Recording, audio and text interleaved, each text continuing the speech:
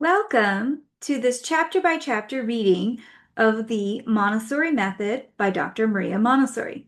When I was starting my Montessori school, I turned directly to Dr. Montessori's original writings, partly out of conviction and partly because they were available in the public domain and free. What I didn't realize at the time was I was reading the original English translation commissioned while Dr. Montessori was still alive, translated in 1912 by Anne E. George. Later, I discovered that many of us have encountered Montessori through later translations, especially the 1967 version, which helped spread the method widely in the US, and for which I'm personally grateful. But returning to the original text, I found something more: Dr. Montessori's full voice, her depth, her vision, and her spiritual and philosophical foundations. In this podcast, I'm reading the original translation chapter by chapter, adding reflections to help connect her words to today's classrooms and families. This is an experiment, an adventure, and a shared journey of learning. Let's begin.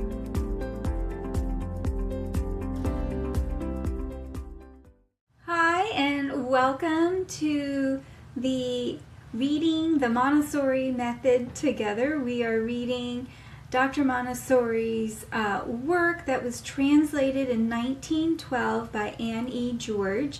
And my name is Melissa Rohan, and I am the founder and head of school here at Waterfront Academy. And so we are reading this chapter by chapter, and this is the last chapter, and it's a short one. It's not terribly long, and it's really kind of the way that she's putting a bow on top of all of her work. It's actually kind of fun to read this because I imagine she's just sitting there on her chair and just feeling so much pride, looking at how her classrooms are just functioning and operating with so much joy and peace and love, and that I can just basking in it. That's how I imagine she wrote this. You'll have to tell me what you think. But yeah, so I'm not going to give a terribly long intro to this, and this isn't a terribly long chapter, so I think this will go quite quickly, and I hope you hear either the same thing or something different. And if you hear something different in this, let me know. I'd love to hear it. And then let me just say that since I started at chapter 1 back over a month ago, we are going to do, and I didn't start at the preface and the introduction, so after this chapter I will go ahead and record the intro and the preface, or the preface and the intro together as one. And so with that, chapter 22, Conclusions and Impressions. In the children's house, the old-time teacher who wore herself out maintaining discipline of immobility and who wasted her breath in loud and continual discourse has disappeared. For this teacher we have substituted the didactic material, which contains within itself the control of errors and which makes auto-education possible to each child. The teacher has thus become a director of the spontaneous work of the children. She is not a passive force, a silent presence. The children are occupied, each one in a different way, and the directors watching them can make a psychological observation which, if collected in an orderly way and according to the scientific standards, should do much towards the reconstruction of child psychology and the development of experimental psychology. I believe that I have, by my method, established the conditions necessary to the development of scientific pedagogy, and whoever adopts this method opens, in doing so, a laboratory of experimental pedagogy. From such work, we must await the positive solution of all those pedagogical problems of which we talk today. For throughout such work there has already come the solution of some of these very questions, that in the liberty of pupils, autoeducation, the establishment of harmony between the work and activities of home life and school tasks, making both work together for the education of the child. The problem of religious education, the importance of which we do not fully realize, should also be solved by positive pedagogy. If religion is born with civilization, its roots must lie deep in human nature. We have had most beautiful proof of an instructive love of knowledge in the child who has too often been misjudged in that he has been considered addicted to meaningless play. The games void of thought, the child who left the game is now eagerness, and now his eagerness for knowledge has revealed himself as a true son of that humanity which has been throughout centuries the creator of scientific and civil progress. We have belittled the Son of Man by giving him foolish and degrading toys, a world of idleness where he is suffocated by a badly conceived discipline. Now, in his liberty, the child should show us as well whether man is by nature a religious creature. To deny a priori the religious sentiment in man, and to deprive humanity of the education of this sentiment, it is to commit a pedagogical error similar to that of denying a priori to the child a love of learning for learning's sake. This ignorant assumption led to dominate the scholar, to subject him to a series of slavery in order to render him apparently disciplined. The fact that we assume that religious education is only adapted to the adult may be akin to another profound error existing in education today, namely that of overlooking the education of the senses at the very period when this education is possible. The life of the adult is practically an application of the senses to the gathering of sensations from the environment. A lack of preparation for this often results in inadequacy in practical life, in that lack of poise which causes so many individuals to waste their energies in purposeless effort. Not to form a parallel between the education of the senses as a guide to practical life, and religious education as a guide to the moral life, but the sake of illustration. Let me call attention to how often we find inefficiency, instability among irreligious persons, and how much precious individual power is miserably wasted. How many men have had this experience? And when the spiritual awakening comes late, as it sometimes does, through the softening power of sorrow, the mind is unable to establish an equilibrium, because it has grown too much accustomed to a life deprived of spirituality. We see equally pious cases. We see equally piteous cases of religious fanaticism. Or we look upon the intimate, dramatic struggles between the heart, ever seeking its own safe and quiet port, and the mind that constantly draws it back to the sea of conflicting ideas and emotions, where peace is unknown. These are all psychological phenomena of the highest importance. They present perhaps the gravest of all our human problems. We Europeans are still filled with prejudices and hedged about with preconceptions in regard to these matters. We are very slaves of thought.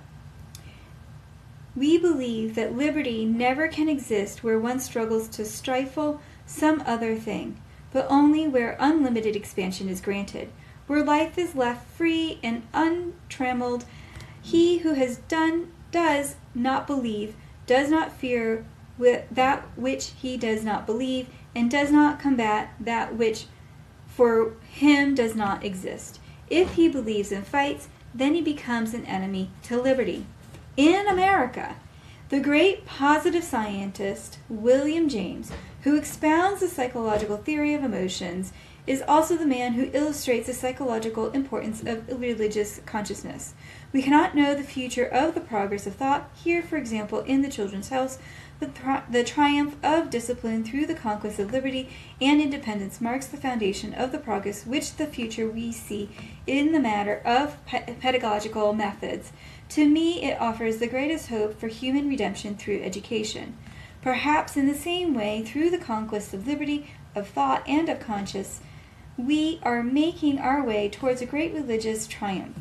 Experience will show, in the psychological observations made along this line in the Children's House will undoubtedly be of the greatest interest.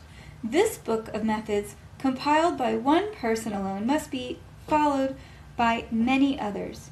It is my hope that, starting from the individual study of the child educated with our method, other educators will set forth the results of their experiments. These are the pedagogical books which await us in the future. From the practical side of the school, we have with our methods the advantage of being able to teach in one room children of very different ages. In our children's houses, we have little ones of 2.5 years who cannot as yet make use of the most simple of the sense exercises, and children of 5.5 who, because of their development, might easily pass into the 3rd elementary. Each one of them perfects himself through his own powers, and goes forth guided by that inner force which distinguishes him as an individual. One great advantage of such a method is that it will make instruction in the rural schools easier, and will be of great advantage in the schools in the small provincial towns where there are few children, yet where all the various grades are represented. Such schools are not able to employ more than one teacher. Our experience shows that one directress may guide a group of children varying in development from little ones to 3 years old to the 3rd elementary. Another great advantage lies in the extreme facility with which written language may be taught, making it possible to combat illiteracy and to cultivate the national tongue. As to the teacher, she may remain for the whole day among children in the most varying stages of development, just as the mother remains in the house with children of all ages without becoming tired. The children work by themselves and, in doing so, make a conquest of active discipline and independence in all the acts of daily life, just as though daily conquest they progress in intellectual development, directed by an intelligent teacher who watches over their physical development as well as over their intellectual and moral progress. Children are able, with our method, to arrive at a splendid physical development, and in addition to this, there unfolds within them, in all its perfection, the soul which distinguishes the human being. We have been mistaken in thinking that the natural education of children should be purely physical. The soul, too, has its nature, which it was intended to perfect in the spiritual life, the dominating power of human existence throughout all time. Our methods take into consideration the spontaneous psychic development of the child, and help this in ways that observation and experience have shown us to be wise. If physical care leads the child to take pleasure in bodily health, intellectual and moral care make possible for him the highest spiritual joy, and send him forward into a world where continual surprises and discoveries await him, not only in the external environment, but in the intimate recesses of his own soul. It is through such pleasures as these that the ideal man grows, and only such pleasures are worthy of a place in the education of the infancy of humanity. Our children are noticeably different from those others who have grown up within the gray walls of the common schools.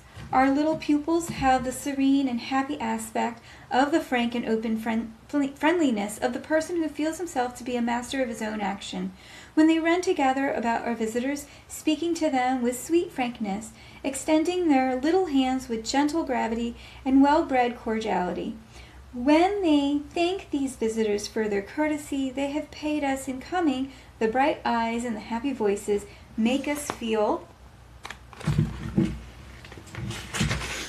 that they are indeed unusual little men. When they display their work and their ability in a confidential and simple way, it is almost as if they had called for a maternal approbation from all those who watch them. Often a little one will seat himself on the floor beside some visitor, silently writing his name and adding a gentle word of thanks. It is as if they wish to make the visitor feel the affectionate gratitude which is in their hearts. When we see all these things, and when above all we pass with these children from the busy activity of the schoolroom at work into the absolute and profound silence which they have learned to enjoy so deeply, we are moved in spirit of ourselves and feel that we have come in touch with the very souls of these little pupils. The children's house seems to exert a spiritual influence upon everyone. I have seen here men of affairs, great politicians preoccupied with problems of trade and of state, cast off like an uncomfortable garment the burden of the world, and fall into simple forgetfulness of self. They are affectionate by this vision of the human soul growing in its true nature, and I believe that this is what they mean when they call our little ones wonderful children, happy children, the infancy of humanity in the higher stage of evolution than our own. I understand how the great English poet Wordsworth, enamored as he was of nature, demanded the secret of all her peace and beauty. It was at last revealed to him the secret of all nature lies in the soul of a little child. He holds there the true meaning of that life which exists throughout humanity. But this beauty which lies about us in our infancy becomes obscure. Shades of the prison house begin to close about the glowing boy. At last the man perceives it die away and fade into the light of common day. Truly our social life is too often only the darkening and the death of the natural life that is in us. These methods tend to guard the spiritual fire within man, to keep his surreal nature unspoiled, and to set it free from the oppressive and degrading yoke of society. It is a pedagogical method informed by the high concept of Immanuel Kant. Perfect art returns to nature. That concludes this chapter of the Montessori Method. Thank you for listening and for taking part in this journey with me. This project is very much an exploration. If you have thoughts to add, questions to ask, or if you think I misunderstood or missed something important, I genuinely want to hear from you. Please message me, share your reflections, or continue the conversation with fellow listeners. On a quest to learning, relearning, and engaging deeply with Dr. Montessori's work as we go. Join me next time as we continue chapter by chapter.